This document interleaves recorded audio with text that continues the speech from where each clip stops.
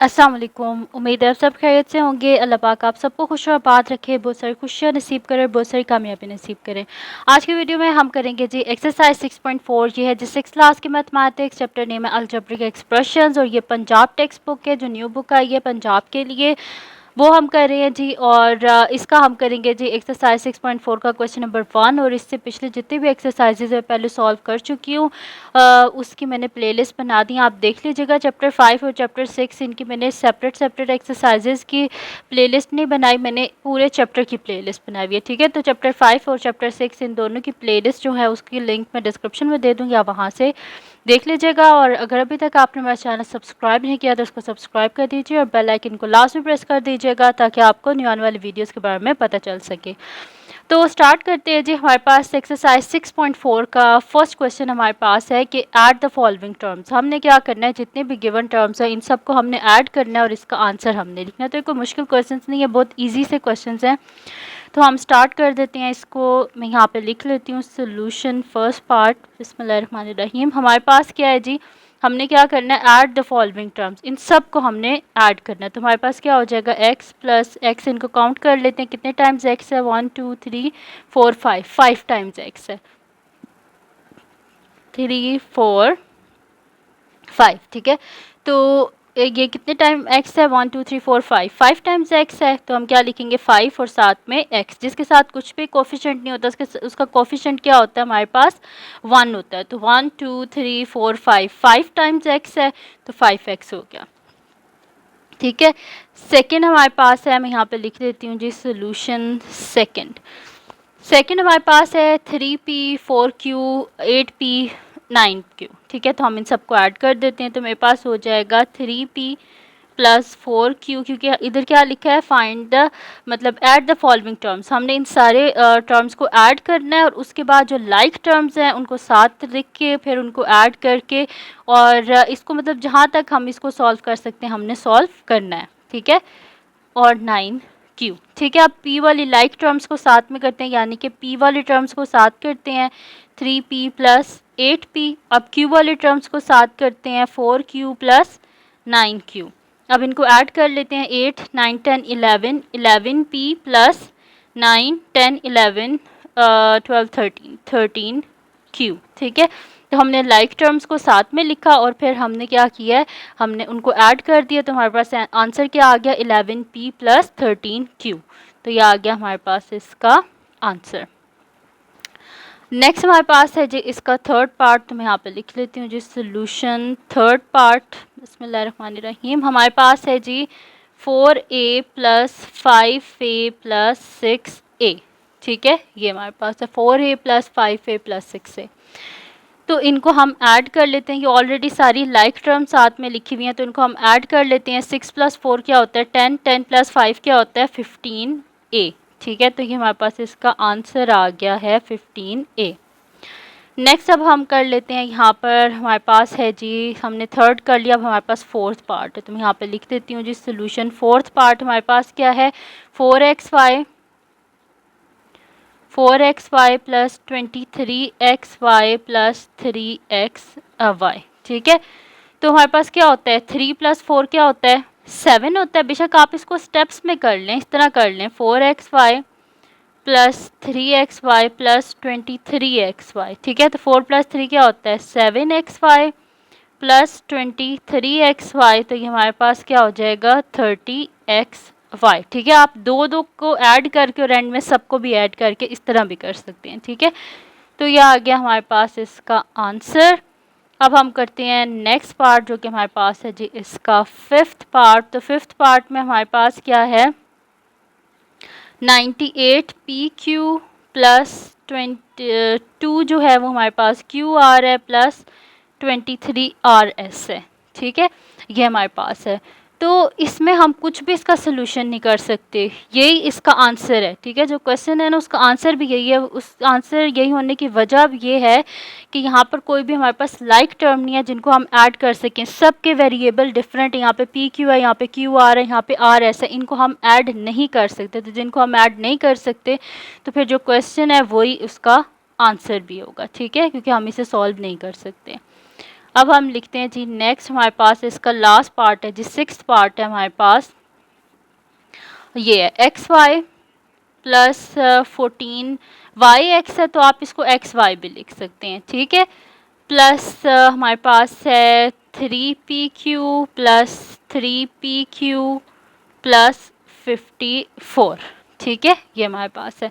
अब जो like terms हैं उनको हम ऐड कर लेते हैं, तो एक्स वाई प्लस 14xy क्या हो जाएगा 15xy, 1 प्लस 14 15xy प्लस 3 क्या होता है हमारे पास 6pq, और 54 जो है वो एज इट इज़ हमारे पास आ जाएगा, ठीक है।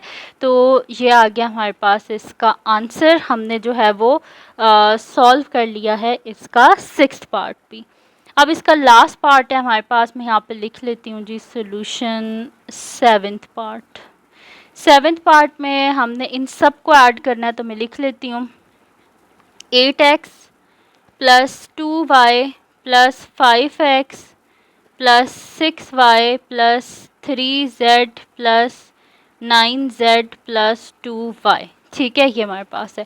अब इसमें हम क्या करते हैं, x वाली टर्म्स को लैदा कर लेते हैं, तो मैं यहाँ पे लिख लेती हूँ x वाली टर्म, मेरे पास आ जाएगा 8x और क्या आएगा 5x, और क्या आएगा मेरे पास, कोई और x वाली टर्म है नहीं, और कोई x वाली टर्म नहीं है। फिर हम लिख लेते हैं 2y प्लस 6y में साथ साथ ना आप ऐसे कर लिया करें ताकि आपको पता हो कि आपने ये वाली टर्म लिख लिया है।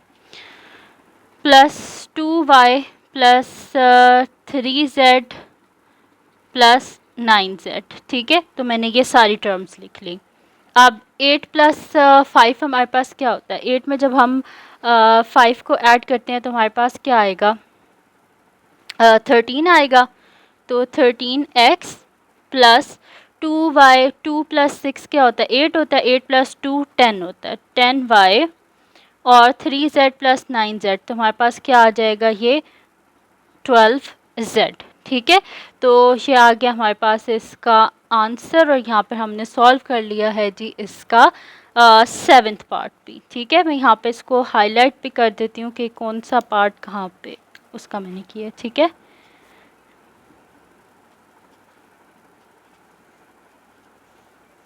तो ये मैंने हाईलाइट कर दिया है कि कहाँ से पार्ट्स जो हैं वो शुरू हो रहे हैं, ठीक है जी। तो ये मैं आपको दिखा देती हूँ, ये इनका सोल्यूशन है, मैंने यहाँ पर सारे जो हैं वो पार्ट्स आपको क्वेश्चन नंबर 1 जो है उसके सॉल्व करवा दिए। अब हम चलते हैं जी हमारे नेक्स्ट क्वेश्चन की तरफ, जो कि हमारे पास है जी इस एक्सरसाइज का क्वेश्चन नंबर 2। क्वेश्चन नंबर 2 में कह रहे हैं कि सम ऑफ द फॉलोइंग एक्सप्रेशन, हमने क्या करना है, ये जो गिवन एक्सप्रेशन है इन सब को हमने सॉल्व करना है। अब इनको आप किस तरह सॉल्व कर सकते हैं, इनको आप वर्टिकली भी सॉल्व कर सकते हैं, इनको आप हॉरिजॉन्टली भी सॉल्व कर सकते हैं, ठीक है। लेकिन अगर आपकी यहाँ पे मेथड मेंशन हो ना कि आपने इन्हें वर्टिकली सॉल्व करना है, तो फिर तो आपको लाजमी बात है वर्टिकली ही सॉल्व करना पड़ेगा। लेकिन और अगर लिखा हुआ है हॉरिजॉन्टली सॉल्व करना है, तो आपने हॉरिजॉन्टली सॉल्व करना है। मैं आपको दोनों करके दिखा देती हूँ, लेकिन ये जो गिवन क्वेश्चन है हमारे पास, इसमें कुछ भी नहीं लिखा हुआ कि इसे वर्टिकली सॉल्व करना है या हॉरिजॉन्टली, तो ये अब हमारी मर्ज़ी हम कैसे भी सॉल्व कर लें। तो मैं यहाँ पे आपको करके दिखा लेती हूँ। मैं यहाँ पे लिख लेती हूँ सोल्यूशन। फर्स्ट पार्ट हमारे पास है 3p प्लस 4q, और हमारे पास है 8p माइनस 3q, ठीक है, ये हमारे पास है, ठीक है, 3p प्लस 4q और 8p माइनस 3q। तो हम क्या करते हैं, इनको ऐड कर लेते हैं यहाँ पर 3p प्लस 4q और 8p माइनस 3q। हमने क्या करना है, इनको ऐड करना है। तो ये मैं कैसे ऐड कर रही हूँ, इसको वर्टिकली ऐड कर रही हूँ, ठीक है। तो वर्टिकली ऐड कर रही हूँ, तो मैंने ऊपर नीचे वैल्यूज़ को लिख लिया है, ठीक है। तो 4 माइनस 3 क्या होता है हमारे पास 1 होता है। अब आप 1 क्यों लिखें या खाली क्यों लिख लें, एक ही बात है, और बड़ी वैल्यू के साथ प्लस है तो हमारे पास प्लस आ जाएगा। फिर 8 में जब आप 3 को ऐड करते हैं तो हमारे पास क्या आता है 11p। तो ये मेरे पास इसका आंसर आ गया है 11p प्लस q। अब ये मैंने किस तरह इसे सॉल्व किया है, ये मैंने इसे वर्टिकली सॉल्व किया है, ठीक है, वर्टिकली सोल्यूशन, ठीक है, वर्टिकल एक दूसरे के नीचे रख के मैंने इसे सॉल्व किया। अब हॉरिजॉन्टल भी मैं आपको बता देती हूँ, नेक्स्ट पार्ट जो है यहाँ पे लिख लेती हूँ सोल्यूशन सेकेंड पार्ट क्या है हमारे पास, 5/7a प्लस 2/3b और 1/7a माइनस 1/3b। ठीक है, ये है मेरे पास। अब यहाँ पर आप देखें कि हम इसको किस तरह सॉल्व करेंगे, कि हमने इसे करना है अब हॉरिजॉन्टली सॉल्व करना है। तो हॉरिजॉन्टली सॉल्व करने के लिए हम इसे इस तरह कर लेंगे कि 5/7a प्लस 2/3b और ये जो कोमा है ना, इधर हम क्या लिख लेंगे, प्लस, और साथ में लिख देंगे 1/7a माइनस 1/3b। अब इस ब्रैकेट को हम यहाँ से हटाते हैं तो मेरे पास आ जाएगा 5/7a plus 2/3b plus 1/7a minus 1/3b। अब क्या करते हैं, हम लाइक टर्म्स को साथ में लिखते हैं तो मेरे पास हो जाएगा 5/7a plus 1/7a plus 2/3b minus 1/3b। मैंने क्या किया, लाइक टर्म्स को साथ में लिखा है ताकि मैं इसे इजीली सॉल्व कर सकूं। तो अब ये मेरे पास क्या हो जाएगा, इन दोनों में से कॉमन क्या आ रहा है, इन दोनों में से एक कॉमन आ रहा है ना फर्स्ट टू टर्म्स में से। तो मैं इसको इस तरह लिख दूंगी कि 5/7 प्लस 1/7a इनमें से कॉमन आ रहा है, और नेक्स्ट टू टर्म्स में से क्या कॉमन आ रहा है, b। तो 2/3 माइनस 1/3 और बाहर आ जाएगा b। अब इसके डिनोमिनेटर में मेरे पास क्या आ जाएगा 7 और न्यूमरेटर में आ जाएगा 5 प्लस 1a प्लस नीचे डिनोमिनेटर में आ जाएगा 3, न्यूमरेटर में आ जाएगा 2 माइनस 1b। 5 प्लस 1 क्या होता है 6/7a प्लस 2 माइनस 1 क्या होता है 1/3b। ठीक है, तो ये मेरे पास आ गया इसका सोल्यूशन। इससे आगे फर्दर यहाँ पे कोई कटिंग नहीं हो सकती, तो ये हम कह देंगे कि ये आ गया हमारे पास इसका आंसर।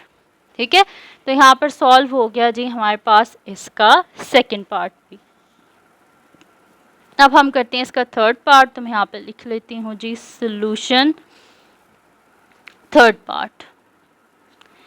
तो थर्ड पार्ट है जी हमारे पास, यहाँ पर मैं लिख लेती हूँ थर्ड पार्ट है जी 5xy plus 9yz plus xz minus 2yz plus 9xy plus 4yz।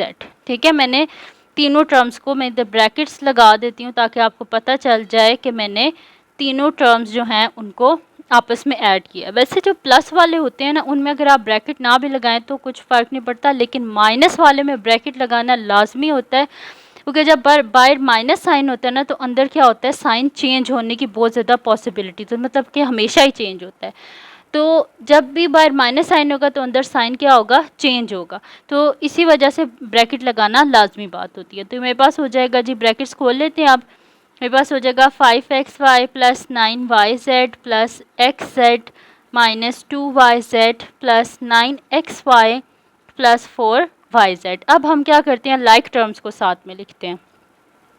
तो मेरे पास एक ये xy है और मेरे पास कौन सा xy है, मेरे पास एक ये xy है। तो मैं लिख देती हूँ जी 5xy प्लस 9xy। फिर मेरे पास क्या है यहाँ पर yz वाली टर्म। तो yz वाली कितनी टर्म्स है हमारे पास, एक है 9yz, फिर मेरे पास है माइनस 2yz और मेरे पास क्या है प्लस 4yz। ठीक है, फिर मेरे पास xz वाली जो टर्म्स हैं उनको हम लिखते हैं। ठीक है, तो xz वाली मेरे पास एक ही टर्म है, तो मैं लिख देती हूँ प्लस xz। ठीक है, ये हो गया मेरे पास। अब हम इनको सॉल्व कर लेते हैं। 5xy प्लस 9xy, तो मेरे पास क्या हो जाएगा 14xy। अच्छा, उसके बाद अब हम yz वाली टर्म्स को कर लेते हैं। तो 9 प्लस 4 हमारे पास क्या होता है 13। 13 में से 2 को माइनस करें तो हमारे पास क्या आएगा यहाँ पर 13 में से 2 को माइनस करें तो हमारे पास क्या आएगा 11 आएगा। ठीक है, और हम यहाँ पे लिख देते हैं प्लस 11yz प्लस xz जो है वो हमारे पास एज इट इज़ आ जाएगा। ठीक है, वैसे अगर आपको यहाँ पे अगर 3 टर्म्स होगी है ना, तो मैं इधर साइड पे आपको बता देती हूँ। अगर आपके पास इस तरह 3 टर्म्स होगी ना तो आप इसको इस तरह भी लिख सकते हैं कि आप लिख दें 9 माइनस 2 प्लस 4 और बाहर आप लिख दें yz। फिर आप क्या कर दें 9 + 4 - 2 बाय वाई जेड, तो 9 + 4 हमारे पास क्या हो जाएगा 13 - 2 वाई जेड, 13 - 2 क्या होता है 11 वाई जेड। ठीक है, तो ये इस तरह हुआ, मैंने आपको साइड पे बता दिया ताकि अगर कोई आप लोगों को कन्फ्यूजन हो तो वो आपकी चली जाए कि ये 11 वाई जेड जो है ये कैसे आया। अब हम करते हैं इसका नेक्स्ट पार्ट जो कि हमारे पास है जी फोर्थ पार्ट, तो मैं यहाँ पे लिख देती हूँ solution fourth part. Fourth part को हम यहाँ पे लिख लेते हैं, मेरे पास है जी 31x plus 3y - 4z plus मेरे पास है जी 6x + 7y - 5z plus x + y + z। ठीक है, ये मेरे पास। अब हम क्या करते हैं, ब्रैकेट्स को हम खोल देते हैं, मैंने तीनों टर्म्स को आपस में ऐड कर दिया है। ठीक है, तो अब हम ब्रैकेट्स को खोल लेते हैं, तो मेरे पास आ जाएगा जी 31x + 3y - 4z plus 6x + 7y - 5z plus x + y + z। अब हम क्या करते हैं, x वाले टर्म्स को लैदा करते हैं, y वाले टर्म्स को लैदा और z वाले टर्म्स को लैदा, और इनको हम सॉल्व कर लेते हैं। तो 31x है और मेरे पास कौन सा x है 6x है, और मेरे पास कौन सा x है खाली x है, तो मैं लिख लेती हूँ 31x + 6x + x। ठीक है, फिर मैं y वाले टर्म्स को लिख लेती हूँ अब। ठीक है, 3y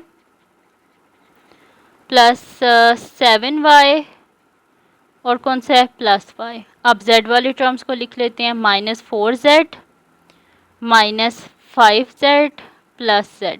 ठीक है, तो ये मैंने जो है वो सारी टर्म्स जो हैं वो लिख ली हैं यहाँ पर। सही है, अब हम क्या करते हैं, ठीक है, ताकि आप लोगों से कोई और मिस्टेक ना हो, तो मैं आपको एक बात बताती हूँ। आपने क्या करना है, इन सब में से x को कॉमन ले लेना, तो अंदर क्या बचेगा 31 + 6 प्लस जिसका कोई कोफिशेंट नहीं होता उसका कोफिशेंट क्या होता है 1, और बाहर ले लें x को कॉमन। यहाँ से क्या आएगा 3 + 7 प्लस जिसका कोई कोफिशेंट नहीं होता उसका कोफिशेंट क्या होता है 1, और बाहर आ गया y कॉमन।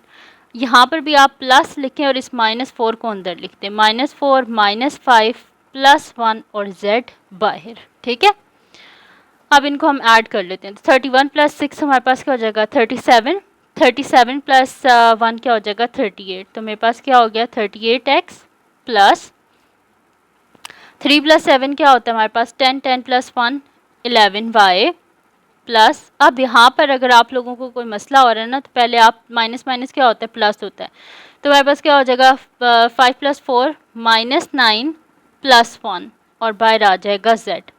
ठीक है, तो 38x + 11y और प्लस माइनस क्या होता है माइनस, तो 9 में से 1 गए तो 8, और हमारे पास बड़ी वैल्यू के साथ माइनस है तो क्या आएगा हमारे पास माइनस, और z 8z और बाहर प्लस का साइन है तो प्लस को बाहर रहने दें, तो मेरे पास आ जाएगा 38x + 11y ± -8z।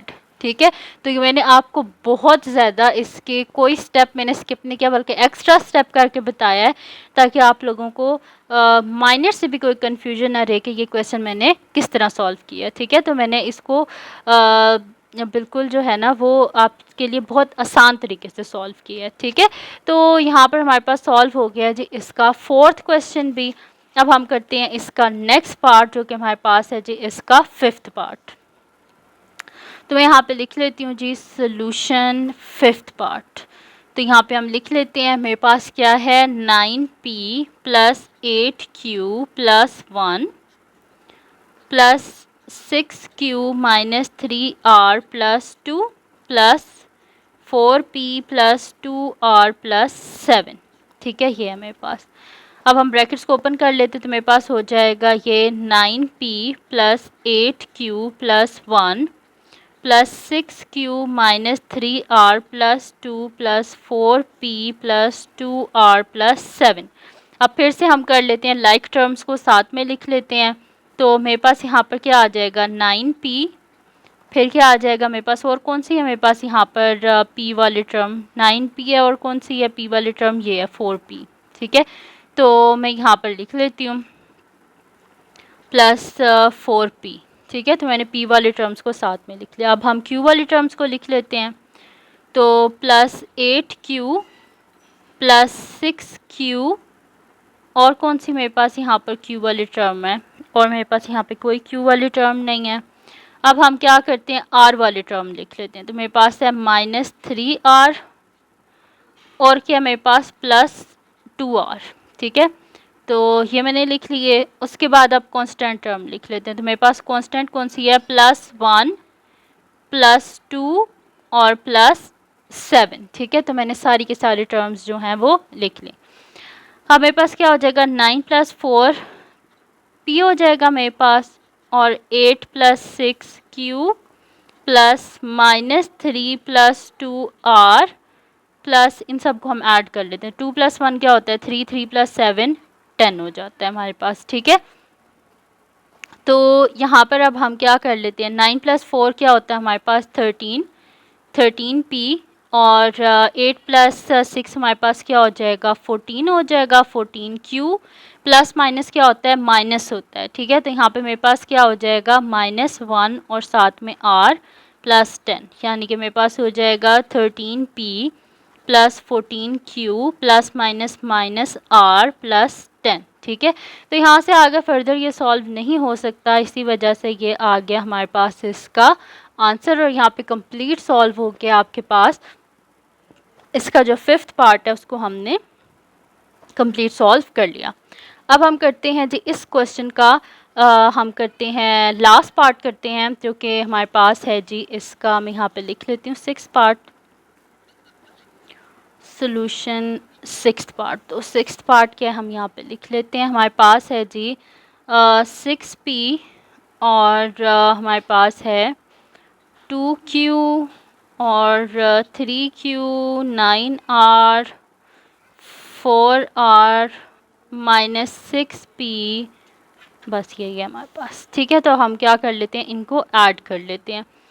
तो ये मेरे पास हो जाएगा 6P + 2, क्योंकि सिंगल सिंगल टर्म्स हैं तो बस इसको मैं इसी तरह लिख रही हूँ, plus 3Q plus 9R plus 4R plus हमारे पास क्या हो जाएगा, -6P, ठीक है। तो यहाँ पर अब मैं P वाली टर्म्स को पहले साथ लिख लेती हूँ। तो मेरे पास क्या आ जाएगा, 6P प्लस मेरे पास क्या आ जाएगा, -6P, फिर हम क्या लिखते हैं, Q वाली टर्म्स लिख रहे हैं। तो मेरे पास आ जाएगा 2Q और प्लस 3Q, फिर हम क्या करते हैं, R वाली टर्म्स लिख लेते हैं, 9R प्लस 4R। अब P को हम इसमें से कॉमन क्या आ रहा है, P कॉमन आ रहा है, तो P को कॉमन ले लेते हैं। तो मेरे पास आ जाएगा 6 - 6P प्लस Q वाली टर्म में क्या आ जाएगा, 2 + 3Q और 9 + 4 क्या आ जाएगा, R आ जाएगा। तो 6 - 6 क्या होता है, 0P प्लस मेरे पास क्या आ जाएगा, 2 + 3 क्या होता है, 5Q और 9 + 4 क्या होता है हमारे पास, 13R, ठीक है। तो 0 को जब हम P से मल्टीप्लाई करेंगे, ठीक है, 0 को जब हम P से मल्टीप्लाई करेंगे ये तो ख़त्म हो जाएगा ना, 0 हो जाएगा। तो मेरे पास आ जाएगा 0 + 5Q प्लस 13R, तो मेरे पास हो जाएगा 5Q प्लस 13R, और यही हमारे पास है जी इसका आंसर। और यहाँ पर आपके पास कंप्लीट सॉल्व हो गया है इसका सेकंड क्वेश्चन जो है वो भी हमने कंप्लीट सॉल्व कर लिया। अब हम करते हैं जी इसका नेक्स्ट क्वेश्चन करते हैं, जो कि हमारे पास है जी इसका क्वेश्चन नंबर 3 है हमारे पास, ठीक है। तो मैं यहाँ पे कर लेती हूँ। तो ये आ गया जी हमारे पास इसका आंसर, और यहाँ पे मैंने आपको सॉल्व करवा दिया जी एक्सरसाइज जो आपकी है 6.4, इसके फर्स्ट 2 क्वेश्चंस जिसमें हमने ऐड करना सीखा है। अब इसकी जो नेक्स्ट वीडियो होगी उसमें मैं आपको बता दूंगी कि हम सब्ट्रैक्ट कैसे करते हैं, ठीक है। तो ये इस वीडियो में मैंने आपको करवाया एक्सरसाइज 6.4 का क्वेश्चन नंबर 1 और 2। तो अगर ये वीडियो आपके लिए हेल्पफुल हो तो इसको लाइक कीजिएगा, मेरे चैनल को सब्सक्राइब कीजिएगा, बेल आइकन को लाजमी प्रेस कर दीजिएगा ताकि आपको न्यू आने वाले वीडियोज़ के बारे में पता चल सके, और अपनी दुआओं में लाजमी याद रखिएगा। अल्लाह हाफ़िज़।